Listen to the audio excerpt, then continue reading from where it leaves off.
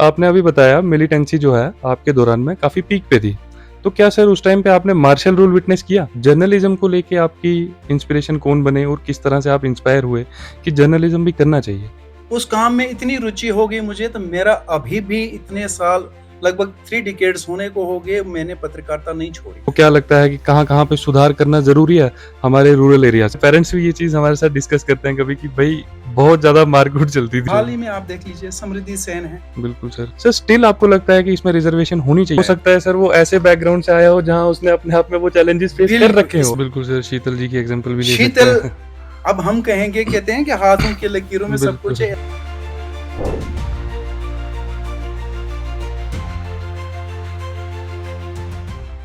नमस्कार, आदाब। आप सबका स्वागत है किश्तवाड़ियत पॉडकास्ट में। ये एक ऐसा प्लेटफॉर्म है जहां हम उन लोगों से बात करते हैं जिन्होंने किश्तवाड़ की सोच, संस्कृति और समाज को दुनिया के सामने एक नए अंदाज में लाया है। आज हमारे साथ स्टूडियो में एक ऐसी ही पर्सनैलिटी हैं जिन्होंने एजुकेशन, जर्नलिज्म और समाज सेवा में अपना अहम योगदान दिया है। So please welcome Shri Rajesh Chandra ji. Thank you Kishtwariyat podcast का, जिन्होंने आज मुझे यहाँ आने का न्योता दिया। आपका मैं धन्यवाद करना चाहूँगा, आपका आभार प्रकट करता हूँ कि किसी ने किश्तवाड़ियत को लेकर कोई कार्य अपने हाथ में लिया और बहुत अच्छा जा रहा है आपका। मैं उम्मीद करता हूँ और भगवान से मैं प्रार्थना करूँगा कि आपका ये पॉडकास्ट जो है अच्छा सफल हो जाए। किश्तवाड़ियत किश्तवाड़ के लिए काम करना बहुत बड़ा एक काम है, ये एक उपलब्धि है। तो मैं आपका धन्यवाद करता हूँ। Thank you sir. तो मैं ब्रीफ कर देता हूँ कि इन्होंने जो है हिंदी से अपनी एमए की हुई है, इन्होंने पब्लिक एडमिनिस्ट्रेशन में भी मास्टर्स कर रखी है और इन्होंने जो है पास्ट 3 डिकेड से जर्नलिज्म में भी सर्व किया हुआ है।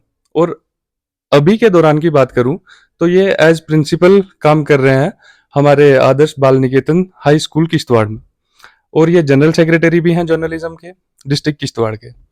तो आज के पॉडकास्ट में हम इनसे बातचीत करेंगे यहाँ के काफ़ी सारे सेंसेशनल टॉपिक्स को लेके, यहाँ की हिस्ट्री को लेके।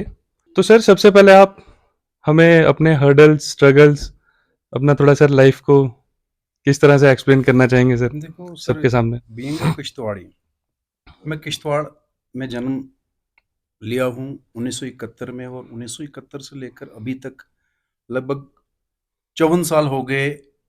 तो ये लाइफ जो है, ये हमने यहाँ जीना सीखा किश्तवाड़ में रह के। ये बहुत बड़ी बात है कि किश्तवाड़ में रह के और किश्तवाड़ के समाज के लिए एक काम करना, एक दायित्व को निभाना, ये मेरे लिए एक प्रेरणा स्रोत कहाँ से हुआ है। एक तो मैं अपने परिवार के संस्कार द्वारा, और दूसरा समाज के प्रति जो मेरी भावना है। जैसे कि आप बोलते हैं कि किश्तवाड़ के बारे में, तो किश्तवाड़ एक बहुत बड़ा एक केंद्र है जी सर। हमारी इस संस्कृति का, हमारे इस आपसी भाईचारे का। तो मैं ये कहूँ कि किश्तवाड़ में जन्म लेने के बाद मेरी पढ़ाई जहाँ हुई, आज मैं वहाँ प्राचार्य हूँ, प्रिंसिपल हूँ। मेरे लिए एक गर्व की बात है। मेरी पढ़ाई इसी स्कूल से शुरू हुई है, आदर्श जी बाल सर। निकेतन हाई स्कूल से। ठीक सर। जब वहाँ से निकला तो एक सरकारी स्कूल में शिक्षा ग्रहण की, उसके बाद यहाँ 10+2 किया, उसके बाद ग्रेजुएशन की। ग्रेजुएशन के बाद कई लाइन मैंने अपने साथ चलाई, जैसे जर्नलिज्म किया मैंने जनरल इलेक्ट्रॉनिक्स किया है, इलेक्ट्रिकल किया है, कंप्यूटर किया है, मास्टर्स कम्युनिकेशन में किया है, एमए हिंदी किया है। उसके अलावा मैंने मास्टर ऑफ पब्लिक एडमिनिस्ट्रेशन भी किया है। ठीक सर। तो मेरी रुचि ये रही कि मैं अपने समाज में काम करूं और समाज के उत्थान के लिए काम करूं। एक ऐसा समय था, ठीक। किश्तवाड़ आतंकवाद ग्रस्त था। किश्तवाड़ में इतना आतंकवाद था, तो यहाँ शिक्षा ग्रहण करना और शिक्षा को अपने जीवन में साथ चलाना एक कठिन काम था। ऐसा दौर भी आया कि स्कूल जाना होता था, किसी जगह कोई कांड हो जाता था, स्कूल बंद हो जाते थे, दिनों दिन कर्फ्यू लगा होता था। वो दौर भी हमने देखा। उस दौर में पढ़ाई करना बहुत कठिन काम था, लेकिन हमने छोड़ा नहीं। ठीक सर। हमने काम कंटिन्यू किया और यहाँ तक पहुँचे। अब इसमें एक बात मैं ये बताऊँ कि हिंदी मेरा विषय है। ठीक। हिंदी में मैंने अपनी रुचि इसलिए रखी क्योंकि ये अपनी भाषा है, मातृभाषा है। ठीक सर। इसके अलावा मैंने किश्तवाड़ के लिए भी काम किया। किश्तवाड़ की ज़ुबान के लिए, यहाँ की संस्कृति को ज़िंदा रखने के लिए मैंने कुछ कविताएँ भी लिखी। ठीक सर। आतंकवाद के चलते भी मैंने कविताएँ लिखी, आतंकवाद के बाद भी मैंने लिखी। बदकिस्मती ये रही कि मैं एक व्यापारी भी था, दुकान भी चलाता था। क्योंकि घर की आर्थिक स्थिति हमें इजाज़त नहीं देती थी कि भई हमें किश्तवाड़ से बाहर जाके कोई शिक्षा ग्रहण करनी हो, काम करना हो, कोई रोज़गार हासिल करना हो। तो दुकान भी चलाता था और पत्रकारिता भी करता था। ठीक। उसके साथ-साथ मैं एजुकेशन में भी मैं रुचि रखता था और एजुकेशन में लाने के लिए मुझे एक ऐसे विद्वान, जो उस समय यहाँ किश्तवाड़ के गर्ल्स हायर सेकेंडरी स्कूल में प्राचार्य थे, प्रिंसिपल थे, उन्होंने मुझे इस क्षेत्र के साथ जोड़ा।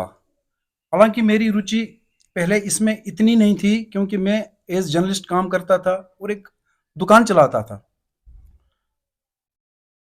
उन्होंने मेरी रुचि इसमें ये डाली कि उस समय ज़रूरत थी हिंदी विषय में, बहुत कम लोग थे जिन्होंने मास्टर्स किया था। तो उन्होंने जब उनके साथ जब मेरी इंट्रोडक्शन हो गई, उन्होंने मुझे जब पूछा, तो मैंने उनको कहा कि मैंने हिंदी में मास्टर्स किया है। उस समय वहाँ ज़रूरत थी, कोई शिक्षक नहीं था, उपलब्ध नहीं था। तो उन्होंने मुझसे एक तरह से अनुरोध किया कि आप आइए हमारे स्कूल में, हमें ज़रूरत है, हिंदी विषय में पढ़ाना है आपको। तो मैंने उन्हें ना नहीं की, मैं चला गया और तब से मैं एजुकेशन लाइन में हूँ और 15 साल मैंने as contractual lecturer girls higher secondary school, Behala higher secondary school और छात्रों हायर सेकेंडरी स्कूल, जहाँ मैंने लगभग 9 साल छात्रों हायर सेकेंडरी स्कूल में दिए, जहाँ वो समय था आतंकवाद था। तो सर अभी जो भी आपने अपने बारे में ब्रीफ किया, तो सर उसमें से जस्ट मतलब कि सर फॉर नॉलेज मेरे को ये पूछना था कि आपने अभी बताया मिलिटेंसी जो है आपके दौरान में काफ़ी पीक पे थी। तो क्या सर उस टाइम पे आपने मार्शल रूल विटनेस किया? मार्शल रूल उतना नहीं देखा गया, पर इतना है कि जब भी कोई ऐसी कोई घटना होती थी यहाँ किश्तवाड़ में, मैं 93 की बात बताऊंगा, 93 के बाद 2008 की बात है, 2013 की बात है। उस समय स्थिति ऐसी होती थी कि सांप्रदायिक तनाव जो है उरूज पर होता था, काफी हद तक ऊपर चढ़ के आ जाता था। तो उस सूरत में जो है यहाँ की सुरक्षा को देखते हुए भारतीय सेना को यहाँ हवाले किया जाता था, एक तरह से रेड अलर्ट टाइप जैसे होता था। तो उस समय सेना जब रोड्स पे आती थी तो उस समय लोगों को थोड़ा-सा फेस करना पड़ता था। हालाँकि उन्होंने कभी किसी को नुकसान तो नहीं पहुँचाया, पर इतना है कि अमन और शांति के लिए जो है हमेशा से उन्होंने यहाँ काम किया। वैसा उतनी कोई परेशानी लोगों के लिए खड़ी नहीं हुई थी। ठीक सर। और सर दूसरा सवाल मेरा आपसे ये रहेगा कि अभी आपने बताया जो पढ़ाई को लेके जो आपके इंस्पिरेशन थे, वो उस टाइम के गर्ल्स हायर सेकेंडरी स्कूल के जो प्रिंसिपल सर थे, वो रहे। और सर पहले तो उनके बारे में थोड़ा-सा ब्रीफ कर दीजिए और सर दूसरा ये कि जर्नलिज़्म को लेके आपकी इंस्पिरेशन कौन बने और किस तरह से आप इंस्पायर हुए कि जर्नलिज़्म भी करना चाहिए? देखिए, मैं यहाँ अखिल भारतीय विद्यार्थी परिषद से जुड़ा रहा। ठीक। कई वर्षों से स्कूल लेवल से लेकर कॉलेज लेवल तक, तो लगातार इस गतिविधियों में हम लगे रहे। कभी भी कोई कार्यक्रम करना होता था, तो इस बीच जो है हमें एक अध्यक्ष की ज़रूरत होती थी। तो उस समय हमने देखा कि गर्ल्स हायर सेकेंडरी स्कूल में हमारे प्रिंसिपल सुदर्शन गुप्ता जी होते थे। तो वहाँ पर उनको अध्यक्ष के लिए मैंने वहाँ से मनाना था। इस इन बिटवीन उनके साथ मुलाकात हो गई और उन्होंने मुझे शिक्षा के साथ जोड़ दिया। हालाँकि पढ़ाई के बाद मेरा ये इतना मन नहीं था कि मैं शिक्षा के साथ जुड़ूँ और उतना भी हम उतने काबिल भी नहीं थे कि हम शिक्षक बन सकें।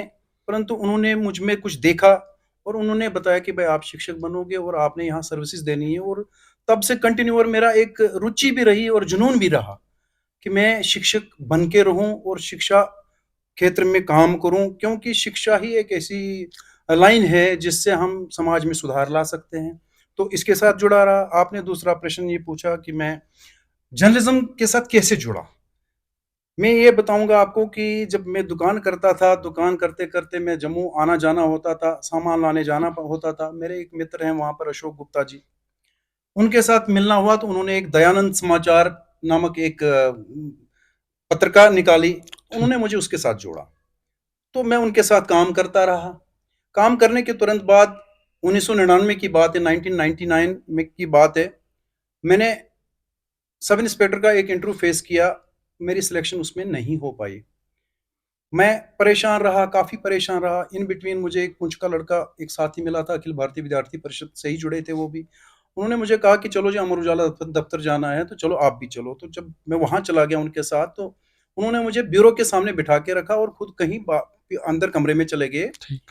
तो इन बिटवीन मुझे जो है सुरेश कुमार डुग्गर जी, सुरेश डुग्गर जी उनको कहते थे, वो हमारे चीफ ब्यूरो हुआ करते थे अमर उजाला में। तो उनके साथ मुलाकात हुई तो उन्होंने मुझसे पूछ लिया कि आप कहाँ के रहने वाले हो? तो मैंने बोला किश्तवाड़। अरे! खुश हो गया, किश्तवाड़ में रहते हो? भई हमें ज़रूरत है, हमें पत्रकार की ज़रूरत है, क्या आप इसमें रुचि रखते हो? मैंने उनको बताया कि भाई मैं ऑलरेडी जुड़ा हूँ, पत्रकारिता के साथ जुड़ा हूँ मैं, काम करता हूँ। तो अगर आप अमर उजाला में हमें लेना चाहेंगे, मौका देंगे, सेवा दे करने का, तो मैं तो जुड़ सकता हूँ। तो उन्होंने मुझे कहा कि आप भी अप्लाई कर लो। अप्लाई करने के तुरंत बाद उन्होंने मुझे समय दिया कि मंडे को जो है सभी का इंटरव्यू हो रहा है, क्योंकि अमर उजाला जो है यहाँ पर पहली बार खुला है और हमें रिपोर्टर्स चाहिए। उन्होंने मुझे एप्लीकेशन मांगी और तुरंत उसके बाद इंटरव्यू लेने की बात आई। जब जिस दिन इंटरव्यू हुआ तो उन्होंने मुझे डोडा डिस्ट्रिक्ट का पत्र बनाया, संवाददाता बनाया। ठीक। इन बिटवीन उन्होंने बोला कि यार एक काम करो, अगर किश्तवाड़ से आपको डोडा आना मुश्किल हो जाएगा या ऑफिस में बैठना मुश्किल हो जाएगा, क्योंकि उनको ये पता था ये दुकानदारी भी करता है, शॉपकीपर भी है। मेरी पहली इलेक्ट्रॉनिक शॉप थी यहाँ किश्तवाड़ में। तो उन्होंने कहा कि आप किश्तवाड़ में ही रह के काम करो। समय ऐसा था कि उस समय मोबाइल कनेक्टिविटी नहीं थी, बिल्कुल। टेलीफोन तक नहीं हुआ करते थे, अभी स्टार्ट हुए थे वो। उसके अलावा कोई सुविधा ऐसी नहीं थी कि हम अपनी खबर जम्मू पहुंचा सकें। वो समय ऐसा था कि आपने खबर पहले दिन लिखनी है, दूसरे दिन वो जम्मू जाएगी मेल और होगी। तीसरे दिन छप के आएगी। और ठीक। वो हम काम करते रहे और उस काम में इतनी रुचि हो गई मुझे, तो मेरा अभी भी इतने साल, लगभग 3 डिकेड्स होने को हो गए, मैंने पत्रकारिता नहीं छोड़ी। और मेरा माध्यम रहा हिंदी, क्योंकि हिंदी में मेरी पहले से रुचि थी और हिंदी में मास्टर्स भी किया और हिंदी मेरी शक्ति है। हिंदी की वजह से ही मेरा पत्रकारिता में भी रुचि रही, जुनून है मेरा। और साथ में शिक्षक बनने का भी जुनून हिंदी के कारण ही मिला, क्योंकि हिंदी लेक्चरर बना। 15 साल मैंने सर्विस दी गवर्नमेंट को। कॉन्ट्रेक्चुअल थे, एकेडमिक अरेंजमेंट थे। उसकी वजह से एक स्कीम थी, स्कीम के तहत उन्होंने 15 साल के बाद हमें निकाल लिया।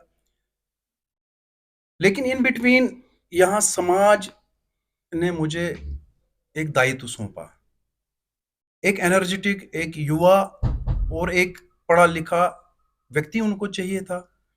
तो मैंने उनको हामी भर दी। काम क्या था? आदर्श बाल निकेतन स्कूल को संभालना था, एज प्रिंसिपल वहां काम करना ठीक। था। तो मैं वहां चला गया, दायित्व को संभाला। तो पहले पहले गया, वहां बहुत संख्या कम थी, काफी पिछड़ गया था बाकी स्कूलों से, क्योंकि अब मशरूम की तरह यहाँ स्कूल खुल चुके हैं। बिल्कुल। तो स्कूलों को देखते हुए ये एक तरह से कमाई का जरिया, ये प्राइवेट स्कूल्स थे, कई लोग इसको समझते हैं। लेकिन ये कम्युनिटी स्कूल था और इस कम्युनिटी स्कूल में संख्या बहुत कम थी उस समय। ठीक। एक चैलेंज था मेरे लिए। बिल्कुल सर। आदर्श बाल निकेतन स्कूल को ऊंचाइयों तक ले जाना है, जैसा कि पहले वो था रहा है। क्योंकि आदर्श बाल निकेतन स्कूल ही ऐसा स्कूल था। उसके साथ साथ यहाँ इस्लामिया फरीदिया स्कूल भी था, जहाँ बच्चों को संस्कार दिए जाते थे। बिल्कुल सर। यहाँ से ऐसी पौध निकलती थी जो पूरे भारत में क्या विश्व में इन्होंने अपना परचम लहराया है। अभी भी कई लोग इन स्कूलों से निकले हुए हैं और कई जगहों पे अपनी अच्छी अच्छी पोस्टों पे काम कर रहे हैं, समाज का दायित्व निभा रहे हैं, समाज के उत्थान के लिए काम कर रहे हैं, इन्हीं स्कूलों से निकले हैं। तो मुझे एक चैलेंज मिला इस स्कूल को ऊंचाइयों तक लेने का। मैंने एक्सेप्ट किया, क्योंकि समाज की तरफ से जिम्मेवारी थी बिल्कुल। और उन्होंने मुझे इस लायक समझा कि ये काम कर सकता है। तो मैं खरा उतरने के लिए मैं इस फील्ड में आ गया। शिक्षक तो था ही, पर एक प्राचार्य बनना, एक प्रिंसिपल बनना और एक पूरी तो वो एडमिनिस्ट्रेशन एक संभालना, अपने ये आप में बहुत एक बड़ी, चैलेंज रहा होगा। बहुत बड़ी चैलेंज रही है बिल्कुल मेरे सर। लिए। लेकिन तय किया, और यहाँ के समाज ने मुझ पर जो विश्वास जताया, उसको कायम रखने के लिए मैं काम कर रहा हूँ। और अभी लगभग पौने 200 बच्चे उस समय थे जब मैंने संभाला था, अभी 500 के करीब जो है इनको मैंने पहुंचाया है स्कूल में। और एक बड़ी बात है कि इस स्कूल में हम संस्कारों पर ज्यादा जोर दे रहे हैं। क्यों? बिल्कुल, संस्कार बहुत जरूरी हैं इस बिल्कुल दौर सर। में। इस वजह से मैं अभी निभा रहा हूँ। अभी 10वां साल मुझे लग गया है वहां पे, और मुझे इतना विश्वास है अपने ऊपर कि मैं अब इस स्कूल का प्रिंसिपल हूँ। तो मैं अभी काम कार्यरत हूँ यहाँ पे इस फील्ड में। बिल्कुल सर। तो सर अगला प्रश्न मेरा आपसे ये रहेगा कि सर जब हम क्योंकि सर आप मतलब एजुकेशनल फील्ड से बिलॉन्ग करते हैं, तो सर मैं आपका व्यू इस पे ज़रूर जानना चाहूँगा।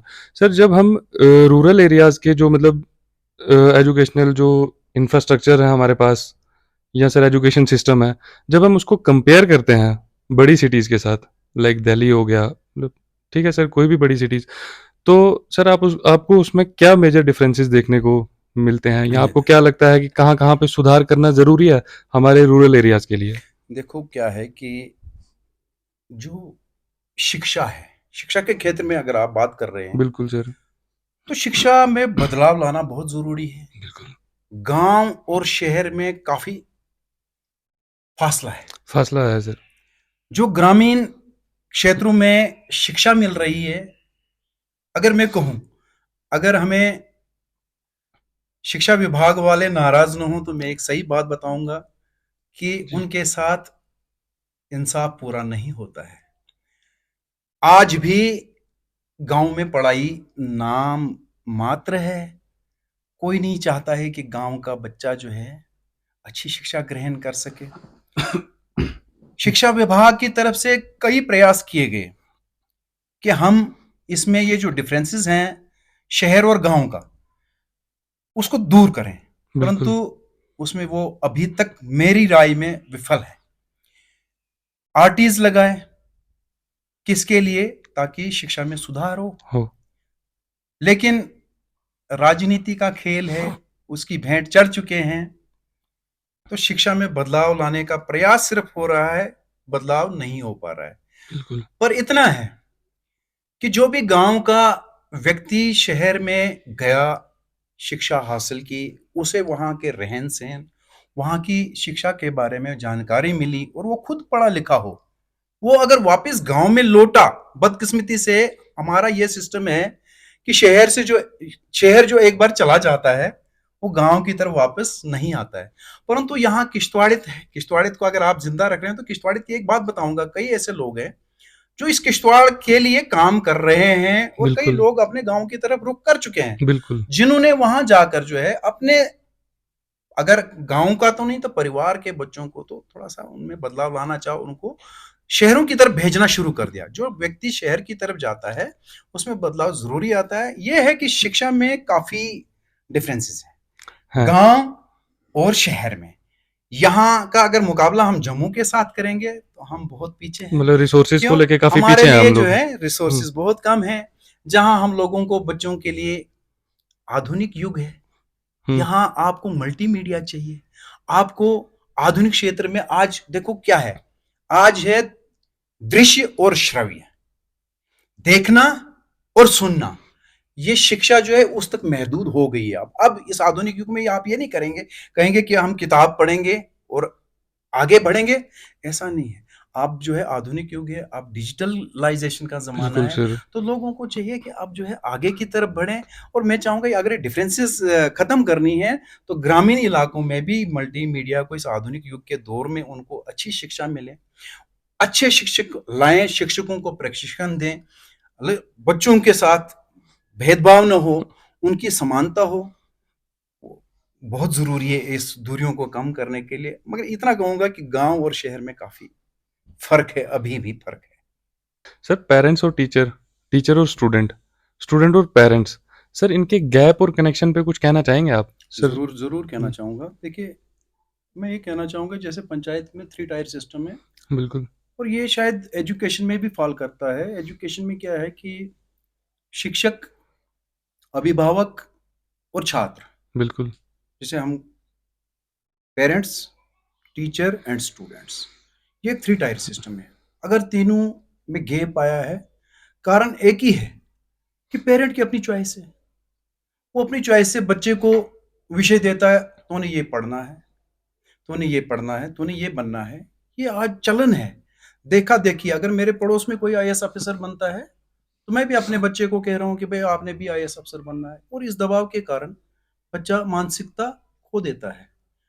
और दूसरी बात, टीचर है, टीचर उसको पढ़ा रहा है, बिल्कुल, स्कूल में पढ़ा रहा है, बच्चे का ध्यान और कुछ है, उसकी रुचि और किसी क्षेत्र में। वो चाहता है कि मैं डांसर बनूँ, वो चाहता है मैं क्रिकेटर बनूँ, वो चाहता है मैं आईएएस अफसर बनूँ, कोई आईपीएस अफसर बनता है, कोई डॉक्टर बनना चाहता है, कोई शिक्षक बनना चाहता है। आज तो ख्वाहिश सबकी ऊँची है, बिल्कुल। और ये भी एक गैप का कारण बन गया है। बच्चा इंटरेस्ट नहीं देता है, क्योंकि उस पर दबाव डाला जाता है कि भाई तुमने क्या बनना है लाइफ में। उसके कारण, और शिक्षक जो पढ़ाता है, बच्चे को अगर रुचि नहीं होगी उसमें, वो भी एक गैप बन जाता है। टीचर पेरेंट्स तक बात नहीं पहुंचाता है, पेरेंट्स टीचर के साथ नहीं मिलना चाहता है। अगर मिलेगा, वो उसको यही कहेगा कि मेरा बच्चा अच्छा पढ़ना चाहिए, उसको मारना नहीं है, उसको पढ़ाना है, आपने आप उसको होमवर्क करवाना है, आपको ये विषय पढ़ाना है।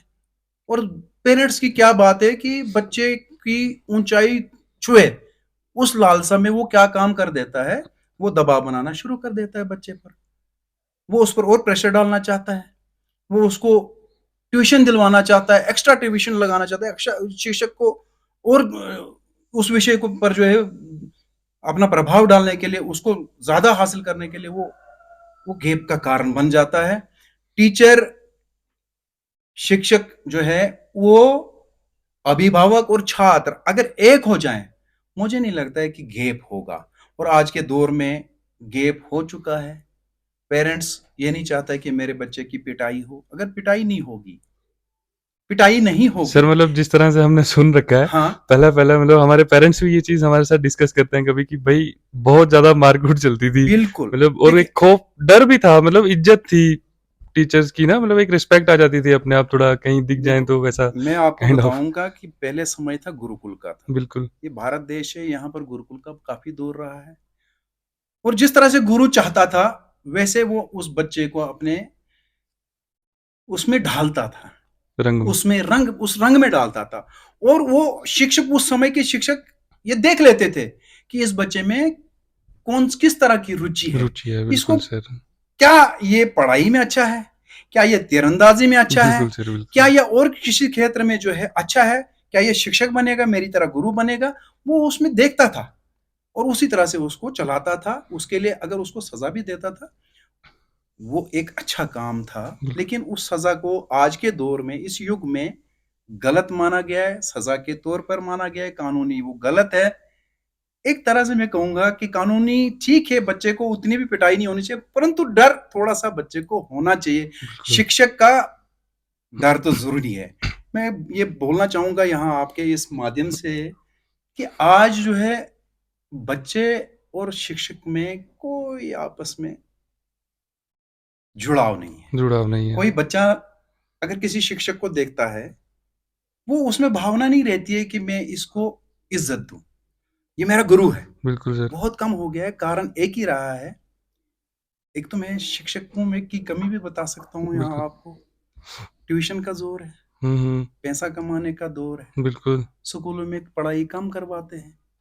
खास तौर पर मैं अगर गवर्नमेंट स्कूलों की बात करूँगा, तो वहाँ मुझे नहीं लगता है, खासकर अपने इस इलाके की बात करूँगा, यहाँ पर उतनी पढ़ाई नहीं करवाई जाती है। ये भी एक क्या कहते हैं, थोड़ा-सा गैप का एक हिसाब ये मैं बताऊँगा आपको कि ये गैप भी क्यों पैदा हो हाँ, गया है। सर। यही है कि एक बच्चा जो है और शिक्षक जो का जुड़ाव जो है, इससे काफ़ी, क्योंकि बच्चे को पता है कि मैंने टीचर को पैसा देना है, ये पढ़ाएगा, इसको नहीं पढ़ाना है मुझे। वो एक वो जो गुरुकुल का दौर था, वो जो एक-दूसरे की वो जो इज़्ज़त थी, वो दर्जा है वो खत्म लगभग हो खत्म। चुका है सर लेकिन मैं आपके। बताऊँगा, ये हमारे निजी स्कूल, जो प्राइवेट स्कूल्स हैं, ये हुँ, काफ़ी अच्छा कर रहे हैं। बेशक वेतन कम है टीचर्स का, हुँ, हुँ। परंतु वो बच्चों में अच्छा रुझान डाल रहे हैं, उनकी उनकी रुचि को देखते हुए उनको डालते हैं। मैं अपने स्कूल की बात करूँगा, मेरे स्कूल से अभी इतने बच्चे निकल रहे हैं, उनकी रुचि को देखते हुए मैं उनको डालता हूँ। एक एग्ज़ाम्पल बताऊँगा, ममता शान की नामक एक लड़की हुआ करती थी यहाँ मेरे स्कूल में, वो 5th क्लास में जब आई, अचानक मेरे मॉर्निंग असेंबली में उसको बताया कि बच्चा आप उठो थोड़ा-सा, आप स्टेज पे अपना कुछ भी बताओ। क्योंकि मैंने उसमें देखा कि भई उसमें है थोड़ा-सा। तो उन्होंने जब गीत गाया वहाँ पे, तो एक तरह से मुझे आँसू निकल गए। यार देखो कितनी छोटी बच्ची और कितना सुंदर गाती है।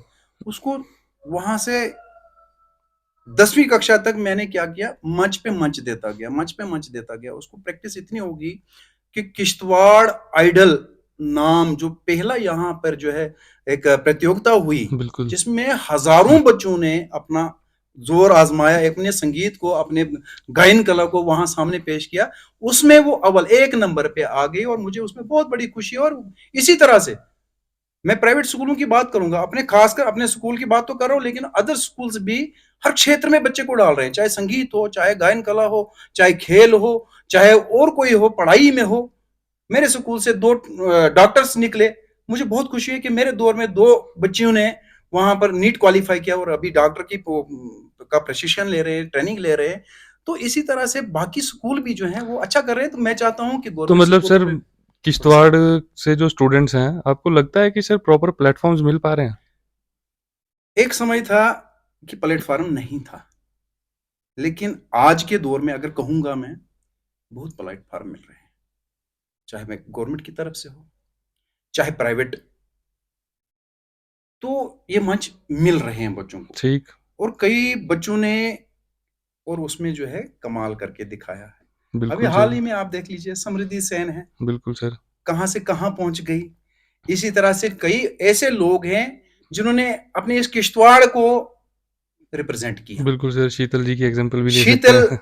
अब हम कहेंगे, कहते हैं कि हाथों की लकीरों में सब कुछ बिल्कुल। है, ऐसा कुछ नहीं जिनके हाथ नहीं होते हैं। बिल्कुल सर। उन्होंने पूरे विश्व में 1 नंबर पर सर आकर पूरे किश्तवाड़ का नाम आर्चर और रोशन किया है। तीरंदाजी में। बिल्कुल तो सर। इस तरह की कला है, अब मंच मिल रहे हैं बच्चों को। सिर्फ यह है, इनको दिशा निर्देश हमें देना है। बिल्कुल। जैसा कि अगर मैं चाहूंगा कोई बच्चा जो है भाई डांसर बने, पर उसके पेरेंट्स को ये रुचि नहीं होती है। वो चाहता है कि मेरा बच्चा आईएएस अफसर बने, मेरा बच्चा जो है डॉक्टर बने, इंजीनियर बने। तो उस लिहाज से मैं कहूंगा कि हम लोग जो है चाहिए कि ये जो अभिभावक हैं, हमारे जो पेरेंट्स हैं, उनको चाहिए कि जिस तरह बच्चे की जो रुचि है उनको करने दिया जाए। आपने देखी होगी कि 3 इडियट एक मूवी आई थी, हम्म। उसमें भी वही बताया गया है कि जिस बच्चे को जिस तरफ इच्छा है, उसे जाने दो। उसे जाने दो, उसको वो करने दो, और बिल्कुल। वो अच्छा करेगा। ये जो आप बताते हैं ना कि प्लेटफॉर्म प्लेटफॉर्म मिल रहा है, सिर्फ बच्चे की रुचि को देखते हुए उसको प्लेटफॉर्म पे चढ़ाओ। पेरेंट्स को खुद चाहिए, अभिभावक को चाहिए कि मेरा बच्चा अच्छा कर रहा है, अगर इस क्षेत्र में जा रहा है तो इसको जाने दिया जाए, वो अच्छा कर रहा है। मंच बहुत है और कई ऐसे लोग हैं। मैं एग्जांपल लूंगा, आप है, किश्तवाड़ ये पॉडकास्ट आपने शुरू किया, ये मामूली बात नहीं है, ये भी थैंक यू सर। बहुत अच्छा एक मंच है। आप अपने इस मंच से, अपने इस पॉडकास्ट से किश्तवाड़ के को जो जिंदा रखने के लिए काम कर बिल्कुल रहे हैं। सर। तो ये भी एक रुचि है। अगर आपकी रुचि नहीं होती, आप इस फील्ड में नहीं आते। बिल्कुल। तो मेरा ये कहना है कि जो भी बच्चा जिस फील्ड में जाना चाहता है उसे जाने दिया जाए। तो सर, मंच अगर बहुत है। इसके विपरीत मैं कुछ पूछूं आपसे, गांव में 6 स्टैंडर्ड में पढ़ता हुआ बच्चा किश्तवाड़ के 1st स्टैंडर्ड के पढ़ते हुए बच्चे से compete कर सकता है क्या? और क्या किश्तवाड़ का एक बच्चा जम्मू के एक बच्चे से compete कर सकता है क्या? अगर नहीं कर सकता, तो क्या सर प्लेटफॉर्म और रिसोर्सेज की कमी है क्या? ये आपने बहुत दुरुस्त क्वेश्चन पूछा। देखो क्या है कि एक गांव का बच्चा और शहर का बच्चा कभी compete नहीं कर सकता है। पर इसमें एक बात बताऊंगा मैं, गॉड गिफ्ट आपने सुना होगा। जी सर। कुछ बच्चे गॉड गिफ्टेड होते हैं, होते हैं।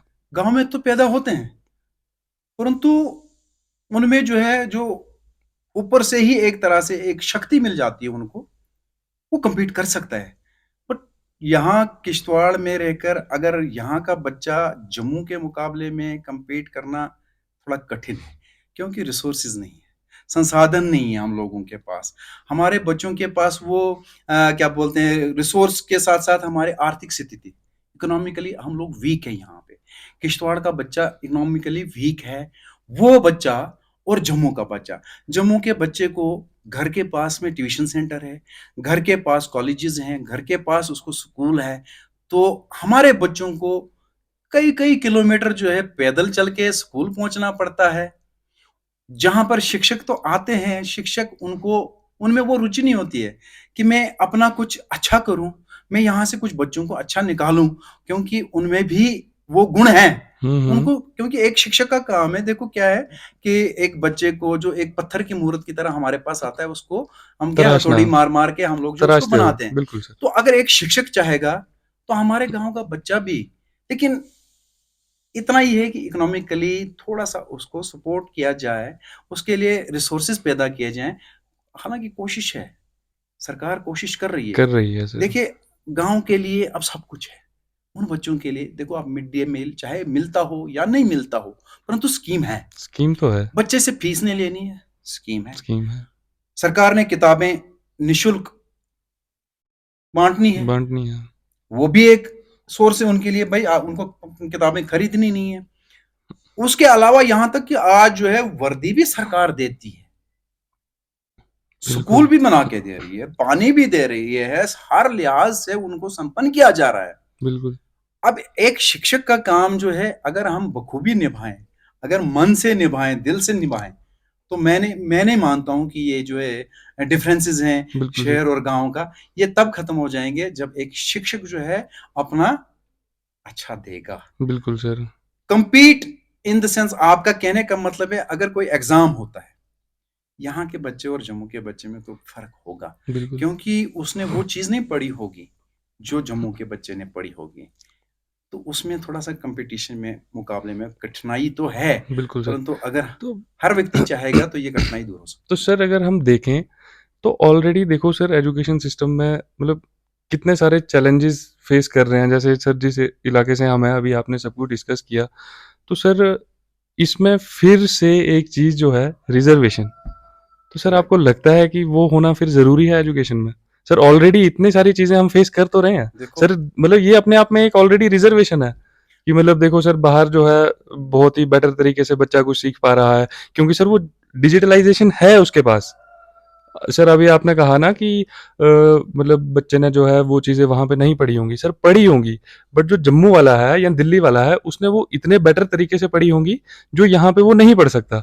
सर स्टिल आपको लगता है कि इसमें रिजर्वेशन होनी चाहिए एजुकेशन में? सर बाकी तो ठीक है, बट देखिए क्या सिर्फ होता है ये कि एक अगर मेरा मैं सवाल है। यहाँ आपके इस माध्यम से बताऊं तो हम्म पता नहीं क्या हो, लोग क्या कहेंगे, हम्म। बट मैं चाहता हूं कि रिजर्वेशन एक बार, one time reservation. One time reservation अगर मिल जाती है ठीक। तो कहीं ना कहीं थोड़ा सा वो मुकाबला हो सकता है। बिल्कुल सर। बट अगर आप पढ़ाई में भी रिजर्वेशन देंगे, आप नौकरी में भी रिजर्वेशन देंगे, अगर आप प्रमोशन में भी रिजर्वेशन देंगे, जहां तक इंसान जीवित है, अगर रिजर्वेशन मिलती जाए तो तो मुझे नहीं लगता है कि ये मुकाबला कर पाएंगे। बिल्कुल ओपन सर। सर का मुश्किल हो जाता वही है, सर अपने आप में एक वो चैलेंज बन मायूस, जाता है। हाँ चैलेंज, उसको मायूस हो जाता है हम्म। कि आप देखिए कि रिजर्वेशन वाला अगर 60 नंबर लाता है, उसके मुकाबले में ओपन वाला 100 नंबर लाता है, तो रिजर्वेशन वाला जो है सिलेक्ट होता है, ओपन वाला बाहर निकल और जाता है, हालांकि वो एक उस ओपन मायूस हो वाले ने जाता हो है। सकता है सर वो ऐसे बैकग्राउंड से आया हो जहां उसने अपने आप में वो चैलेंजेस फेस कर बिल्कुल, रखे हो, इसमें कोई इस शक वजह नहीं, से सर मैंने ये इसमें चीज कोई डिस्कस शक करना नहीं है। चाहिए आपसे। मैं ये चाहता हूं कि ये रिजर्वेशन अगर देख के सरकार अगर इसको जो है एक बार और देखे, सर रिव्यू करना चाहिए इस चीज को। रिव्यू इसमें होना चाहिए कि ठीक। वन टाइम अगर रिजर्वेशन होती है, चलो ठीक है, मानना है कि यहाँ पर जो है पिछड़ी जाति के लोग हैं, बिल्कुल। अभी भी हैं, लेकिन रिजर्वेशन में क्या होता है कि अगर वन टाइम उसको रिजर्वेशन होती है तो सबको फायदा मिलेगा। अगर आप बार बार रिजर्वेशन देते हैं कि तो एक ही फैमिली बन सकती है, जो व्यक्ति एक को रिजर्वेशन मिल गई वो ही फैमिली जो है आगे रिजर्वेशन में जो है फायदा उठाते उठाते ऊपर तक चली जाएगी, और जो पिछड़ी जाति हैं जिनको और लाभ मिलना चाहिए था उनको नहीं मिल पाता, वो फिर पिछड़ता पिछड़ता जाएगा। तो सरकार को तो चाहिए कि इसमें थोड़ा सा चेंजेस लाने चाहिए। लानी चाहिए। तो इसका सॉल्यूशन आपके ओपिनियन में वही one time one reservation time है? रिजर्वेशन ठीक है सर, ये तो काफी बढ़िया रहा।